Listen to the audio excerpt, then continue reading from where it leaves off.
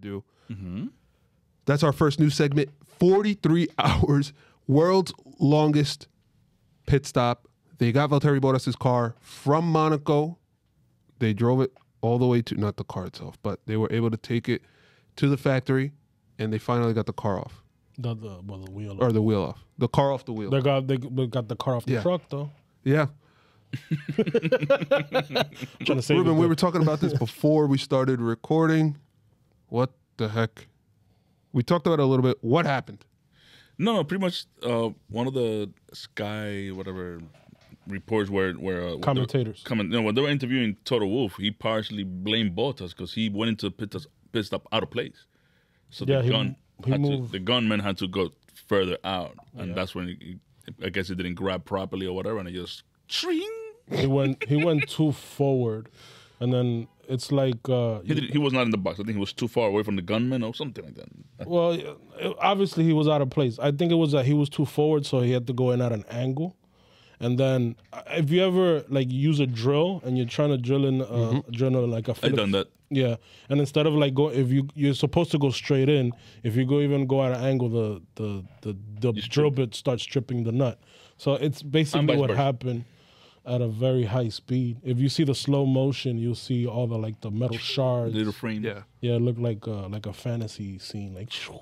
Well, my favorite part of that whole thing is that we talk about how Mercedes has a no-blame culture, right? Nobody's at fault. We just want to do better. What's the first thing they do? Oh, Valtteri's fault.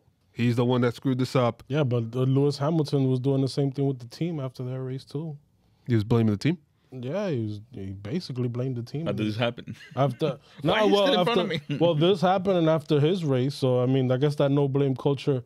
It seems to me Mercedes might be showing cracks in the armor. But we also saw that somebody at Mercedes had a nice, unique job. He looked like a jeweler because he was grinding away at the little nut to make the new track. Yeah, you're right. Because you know what I thought they were gonna do?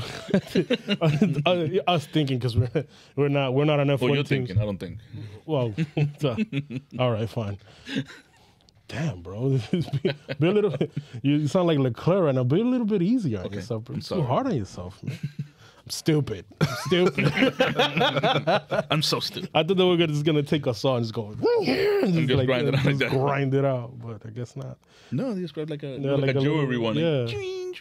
Maybe that's like a little specialized tool that they made themselves. That's what they did. They redid the little threads, I guess, on it to be able to take it off. But it's still 43 hours. I think that if anybody gets a chance, anybody that's listening, make sure to watch the race debrief from James Vowles. I know he puts a lot of people, including Ruben, to sleep. Yes. But he does go into a lot of detail as to what exactly happened. Did he blame Bottas? Yeah. Okay. And he actually also talks about the Lewis Hamilton, his race strategy. I thought it was a great episode. Yeah, I got to watch it now. No, he was like, they were trying to do an overcut. Was he awake? Was he himself awake? He was awake. Okay, I stayed awake. Did you stay awake? I stayed awake. Yeah, but he's an engineer. Of course, they understand each other. They were talking about how they wanted. But he's not that hard to understand. No, not understand. It's just his pace and the way he talks. He just takes you right away to the next part of the world. Is that how you fall asleep at night? Pretty much. You put James Vowles on? Instead of counting sheep, he sings Rockabye Baby to you? Wow. Wow. Wow. Sorry. Talking about pit stops. Okay, let's move on from... Poor Bottas. Poor Bottas. Took the blame. No blame culture. That sucks for him, man. Yeah. He has no luck. He literally has no luck. And you know, obviously he gets a lot of slack. And we give him a lot of slack, but flack, I should say. We give him a lot of flack.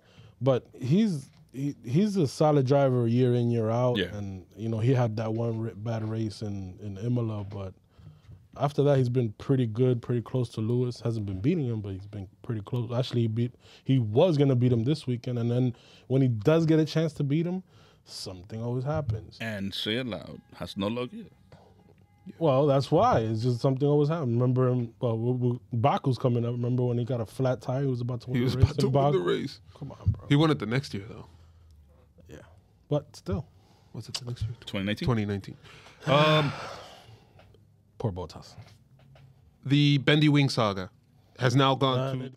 Hey guys, this is Wellington from the Jump to Start Racing crew. Before we start, I want to make sure to tell you to destroy that like button and to make sure to hit subscribe to be up to date with our episodes and clips. Please make sure to follow us on Instagram and Twitter. Our handle on both platforms is @JumpTheStartF1. See you there.